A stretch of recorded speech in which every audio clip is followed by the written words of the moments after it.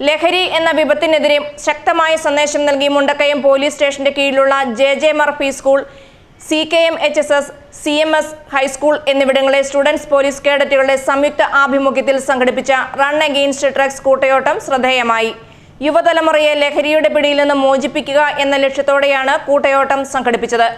മുണ്ടക്കയം പൈങ്ങനയിൽ നിന്നും ആരംഭിച്ച കൂട്ടയോട്ടം bus stand മൈതാനിയിൽ സമാപിച്ചു.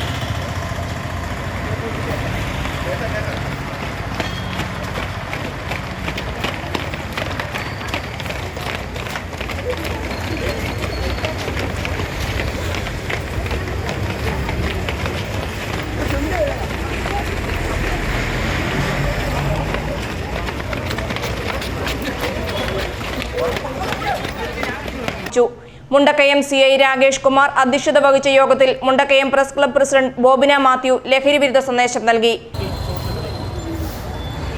ഇന്ന് ഒരു പ്രത്യേക ദിനമായിട്ടൊന്ന് ആചരിക്കാം. സർദാർ വല്ലഭായ് പട്ടേലിനെ സ്മരിക്കുന്ന ഒരു ദിനം കൂടിയാണ്. ഇന്ന് പോലീസ് സ്റ്റേഷൻ്റെ ആഭിമുഖ്യത്തിൽ നടത്തുന്ന ഈ പരിപാടിയെ ഞാൻ ആദ്യമായിട്ട് അഭിനന്ദിക്കുന്നു.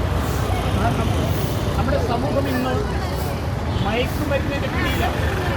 വിദ്യാർത്ഥികളെ നിങ്ങളെ സംബന്ധിച്ചോളം നിങ്ങളിതിനൊക്കെ ബോധവാന്മാരാകണം. അതുമാത്രമല്ല, ഇങ്ങനെയുള്ള ആൾക്കാരെ അതിൽ നിന്ന് പിന്തിരിപ്പിക്കാനുള്ള ശ്രമം നിങ്ങളുടെ ഭാഗത്തു നിന്നുണ്ടാകണം.